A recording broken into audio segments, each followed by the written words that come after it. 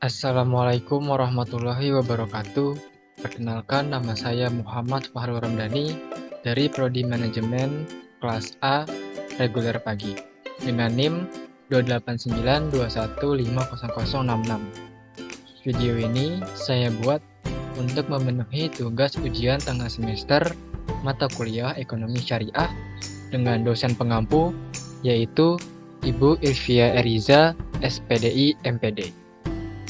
Berikut merupakan topik-topik pembahasan yang akan dibahas pada video kali ini. Yang pertama yaitu mengenai teori konsumsi. Yang kedua, perilaku konsumsi. Ketiga, prinsip konsumsi. 4, perilaku produksi. Dan yang kelima, prinsip-prinsip dan faktor-faktor produksi. Yang pertama, yaitu teori konsumsi. Teori konsumsi dalam Islam merujuk pada pandangan dan prinsip-prinsip yang berkaitan dengan konsumsi dalam konteks ekonomi Islam. Konsumsi dalam Islam dianggap sebagai bagian penting dari kegiatan ekonomi dan harus dilakukan dengan mengikuti prinsip-prinsip yang sesuai dengan ajaran Islam. Dalam teori konsumsi Islam, konsumsi yang dilakukan dengan cara yang halal dan sesuai dengan aturan Islam dianggap memberikan manfaat yang berlipat ganda bagi individu dan masyarakat. Konsep berkah atau barokah dalam konsumsi juga ditekankan, yang berarti bahwa konsumsi yang dilakukan dengan cara yang halal dan sesuai dengan aturan Islam akan memberikan manfaat yang berlipat ganda bagi konsumen dan masyarakat sekitar. Teori konsumsi dalam ekonomi Islam syariah memiliki beberapa poin penting yang perlu diperhatikan, yaitu sebagai berikut. 1. Konsumsi dalam ekonomi Islam syariah harus dilakukan dengan cara yang halal dan sesuai dengan aturan Islam. 2. Konsumsi dalam ekonomi Islam syariah harus dilakukan dengan memperhatikan kebutuhan dasar dan kebutuhan yang lebih tinggi. 3. Konsumsi dalam ekonomi Islam syariah harus dilakukan dengan menghindari perilaku konsumtif yang berlebihan. 4. Konsumsi dalam ekonomi Islam syariah harus dilakukan dengan mengutamakan kualitas dan keberlanjutan.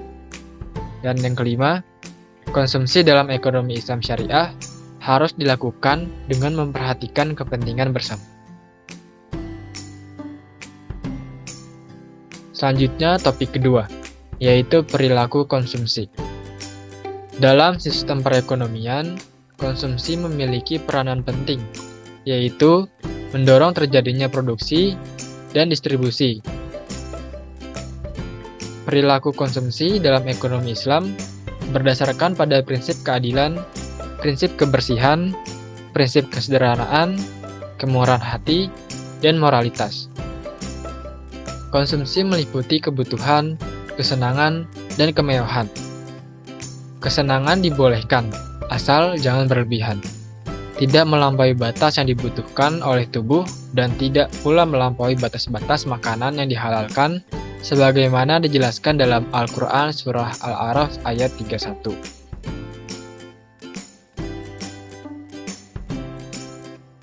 Selanjutnya, perilaku konsumsi dalam ekonomi syariah mencangkup berbagai prinsip dan nilai-nilai yang berbeda dengan perilaku konsumsi dalam ekonomi konvensional. Beberapa prinsip dan nilai penting dalam perilaku konsumsi ekonomi syariah adalah sebagai berikut. 1. Prinsip keadilan. Konsumen harus membeli barang atau jasa yang dihasilkan dengan cara yang adil dan tidak melanggar prinsip keadilan dalam Islam. Hal ini meliputi membeli barang atau jasa yang dihasilkan dengan cara yang halal dan tidak merugikan pihak lain. 2. Prinsip kehati-hatian. Konsumen harus berhati-hati dalam membeli barang atau jasa, memperhitungkan risiko dan manfaat dari setiap pembelian. Konsumen harus membeli barang atau jasa yang memenuhi kebutuhan dasar dan mempertimbangkan kebutuhan jangka panjang. 3. Prinsip keterbatasan. Konsumen harus menghindari perilaku konsumtif yang berlebihan dan tidak bijaksana dalam pengeluaran. Konsumen harus mempertimbangkan pengeluaran yang rasional dan tidak mengabaikan keterbatasan sumber daya yang dimilikinya. 4. Prinsip keseimbangan. Konsumen harus mencari keseimbangan antara pengeluaran saat ini dan tabungan untuk kebutuhan masa depan. Konsumen harus memperhitungkan pengeluaran saat ini dan kebutuhan tabungan di masa depan. 5. Prinsip kesederhanaan. Konsumen harus membeli barang atau jasa yang sederhana dan memenuhi kebutuhan dasar. Konsumen harus menghindari perilaku konsumtif yang berlebihan dan tidak perlu. Selanjutnya, topik ketiga, yaitu prinsip konsumsi. Konsumsi dalam Islam dikendalikan oleh 5 prinsip, yaitu prinsip keadilan. Makanan yang dikonsumsi hendaknya tidak membahayakan, bahkan memberi manfaat lebih secara fisik dan spiritual. Seperti bangkai dan babi dilarang karena membahayakan secara fisik. Sedang binatang yang disembelih untuk persembahan selain Allah dilarang karena membahayakan secara spiritual. Kemudian yang kedua, prinsip kebersihan. Harus baik dan cocok untuk dimakan atau dikonsumsi, tidak kotor dan menjijikan. 3. Prinsip kesederhanaan, yaitu tidak berlebihan sesuai dengan kebutuhan. 4. Prinsip kemurahan hati, yaitu menyadari bahwa dalam apa yang kita dapat merupakan pemberian atau kemurahan hati Allah Subhanahu wa Ta'ala, sehingga perlu pula bermurah hati dengan membagi rezeki tersebut dengan yang lain. 5. Prinsip moralitas. Konsumsi yang dilakukan hendaknya juga memperhatikan peningkatan kemajuan nilai-nilai moral dan spiritual. 4. Perilaku produksi. Perilaku produksi dalam Islam mencakup semua tindakan dan kegiatan yang dilakukan oleh produsen dalam memproduksi barang atau jasa yang sesuai dengan ajaran Islam. Hal ini meliputi berbagai aspek, mulai dari pemilihan bahan baku, teknologi produksi, manajemen produksi, hingga pengelolaan sumber daya yang berkelanjutan. Perilaku produksi dalam Islam didasarkan pada prinsip-prinsip keadilan, kualitas, efisiensi, tanggung jawab sosial, keberlanjutan, dan inovasi. Produsen diharapkan memproduksi barang atau jasa dengan cara yang adil dan tidak merugikan pihak lain, mempertimbangkan kualitas produk yang dihasilkan, meminimalkan pemborosan sumber daya, memiliki tanggung jawab sosial terhadap masyarakat dan lingkungan, mempertimbangkan keberlanjutan produk dalam jangka panjang, dan terus berinovasi untuk menghasilkan produk yang lebih baik dan efisien. Selanjutnya, topik yang terakhir yaitu prinsip-prinsip dan faktor-faktor produksi dalam Islam. Beberapa prinsip dan nilai penting dalam perilaku produksi ekonomi syariah adalah sebagai berikut. 1. Prinsip keadilan. Produsen harus menghasilkan barang atau jasa dengan cara yang adil dan tidak melanggar prinsip keadilan dalam Islam.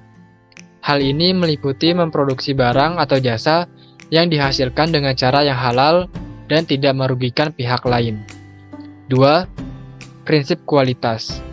Produsen harus memproduksi barang atau jasa yang berkualitas dan tahan lama, sehingga tidak membuang-buang uang dan sumber daya. Produsen harus mempertimbangkan kualitas produk dan keberlanjutannya dalam penggunaan jangka panjang. 3. Prinsip efisiensi. Produsen harus memproduksi barang atau jasa secara efisien dan meminimalkan pemborosan sumber daya. Produsen harus memperhitungkan penggunaan sumber daya secara rasional dan menghindari penggunaan sumber daya yang tidak perlu. 4. Prinsip tanggung jawab sosial.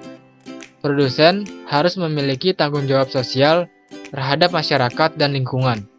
Hal ini meliputi memperhatikan kesejahteraan masyarakat dan lingkungan dalam setiap keputusan produksi. 5. Prinsip keberlanjutan. Produsen harus memproduksi barang atau jasa yang berkelanjutan dan tidak merusak lingkungan. Hal ini meliputi mempertimbangkan keberlanjutan produk dan meminimalkan dampak negatif pada lingkungan. 6. Prinsip inovasi. Produsen harus terus berinovasi untuk menghasilkan produk yang lebih baik dan efisien. Hal ini meliputi penggunaan teknologi yang tepat dan mencari solusi yang lebih baik dalam produksi. Selanjutnya yaitu faktor-faktor produksi. Yang pertama, sumber daya alam. Dalam hadis yang diriwayatkan oleh Tirmizi, Urwah berkata yang artinya, "Saya bersaksi bahwa Rasulullah memutuskan bahwa bumi adalah milik Allah. Hamba juga milik Allah. Barang siapa menghidupkan tanah mati, maka ia berhak atas tanah." Hadis tersebut menjelaskan bahwa Allah menciptakan alam semesta ini begitu kompleks dan banyak kekayaan yang terkandung di dalamnya. Sumber daya yang disediakan untuk manusia begitu kaya. Jika dikembangkan dengan pengetahuan dan teknologi yang baik, maka kekayaan tidak akan terbatas. 2. Tenaga kerja. Dalam hadis yang diriwayatkan oleh Ibnu Majah bahwa Nabi Shallallahu Alaihi Wasallam bersabda, yang artinya Allah berfirman bahwa 3 orang yang menjadi musuhku di hari kiamat, yaitu seseorang yang memberi atas namaku, tetapi kemudian mengkhianatinya. Seseorang yang menjual orang yang merdeka, kemudian makan hasilnya. Seseorang yang memperkerjakan orang lain, dan dia pun melaksanakannya, tetapi ia tidak memberikan gaji. Dalam Islam, tenaga kerja tidak boleh lepas dari etika dan moral. Seseorang mukmin harus kuat baik secara fisik maupun mental, sehingga perilakunya tidak merugikan orang.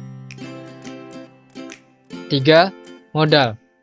Hadis yang diriwayatkan oleh Muslim, yang artinya Rasulullah SAW memperkerjakan penduduk Khaybar dengan memberi upah separuh dari buah atau tanaman yang keluar. Modal dalam literatur fikih disebut rasul mal, yang merujuk pada arti uang atau barang. Modal merupakan kekayaan yang menghasilkan kekayaan lain.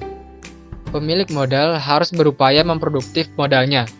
Dan bagi yang tidak bisa menjalankan usaha, Islam menyediakan bisnis alternatif, yaitu mudharabah, musyarakah, qardul hasan, dan lain-lain.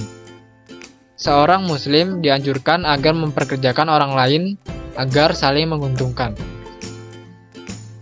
Keempat, yaitu organisasi. Keberadaan pimpinan dalam suatu organisasi adalah suatu keharusan dalam Islam.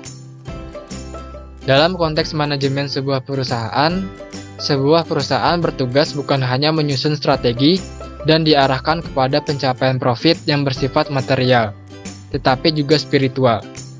Oleh sebab itulah, organisasi muncul sebagai faktor produksi. Rasulullah SAW bersabda, yang artinya, jika kamu bertiga, maka pilihlah di antaranya. Yang berhak menjadi imam adalah yang paling baik bacaannya. Jika dikaitkan dengan pemimpin sebuah organisasi, maka Islam menekankan perilaku Qur'ani, yakni ketepatan, kesungguhan, kejujuran, dan akhlak yang baik. Semua itu jauh lebih diperlukan, karena akan mengurangi biaya supervisi dan pengawasan.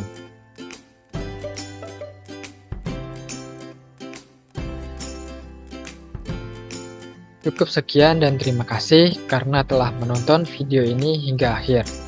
Apabila ada kesalahan kata maupun pengucapan yang kurang jelas, saya mohon maaf. Dan wassalamualaikum warahmatullahi wabarakatuh.